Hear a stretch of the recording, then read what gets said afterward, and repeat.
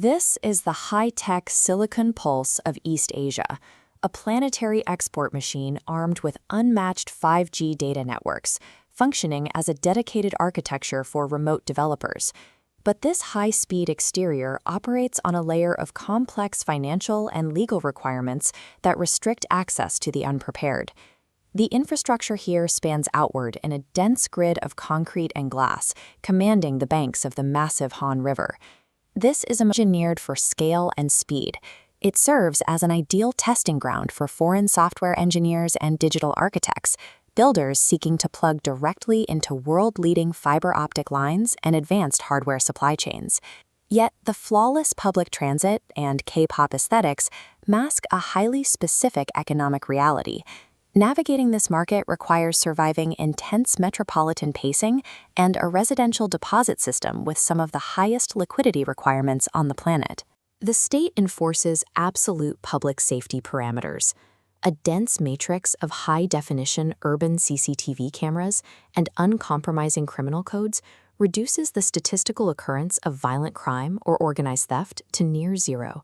For solo creators, this translates to uncompromised mobility. You can walk dim alleyways at 3 a.m. in absolute peace, or leave $4,000 of mirrorless camera gear completely unattended on a public cafe table for hours. The organic baseline to sustain this lifestyle is highly optimized. Heavy, traditional culinary staples like a bubbling hot, deeply fermented kimchi Jjigae or fresh local ramen carry an operational cost of $6 to $12.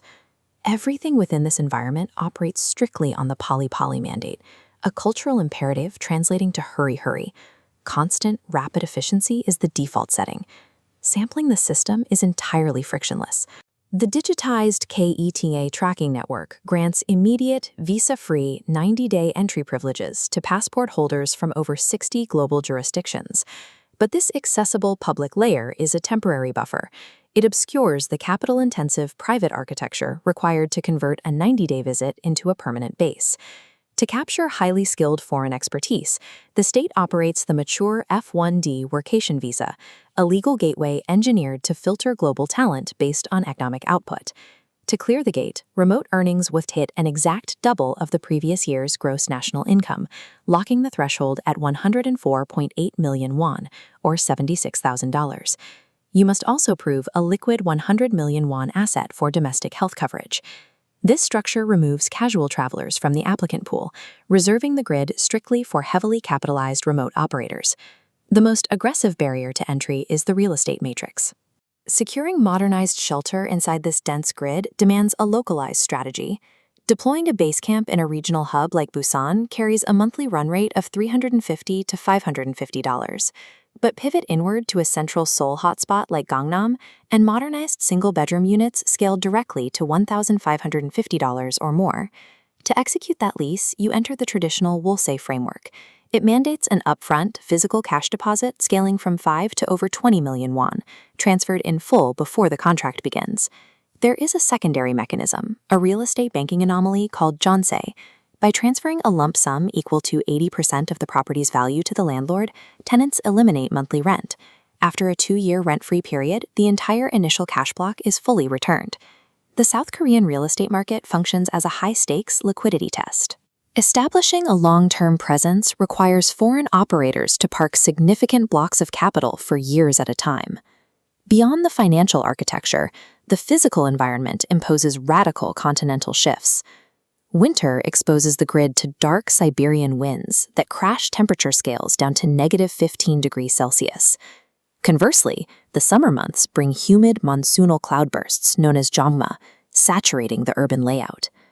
The optimal operational windows lie in the transitional seasons, April to June and September to November. During these brackets, humidity drops and the territory opens up under clear, dry conditions. Intersecting these environmental extremes is the rigid domestic economy. The landscape is consolidated by colossal chaebol conglomerates dominating advanced semiconductor manufacturing and global shipping lines. Local corporate positions enforce highly compressed entry salaries. For foreign developers, the optimal strategy is to bypass this hierarchy. By utilizing local fiber optic nodes to service global clients, You draw Western hard currency to spend locally within the domestic economy. The financial and legal pressure of this modern grid descends from a deep historical discipline. Off the coast of Jeju Island, a matriarchal community of Hanyo freedivers routinely plunges 20 meters into freezing ocean currents without oxygen tanks. Surviving the intense metropolitan pace of Seoul requires a similar capacity to endure high-pressure environments.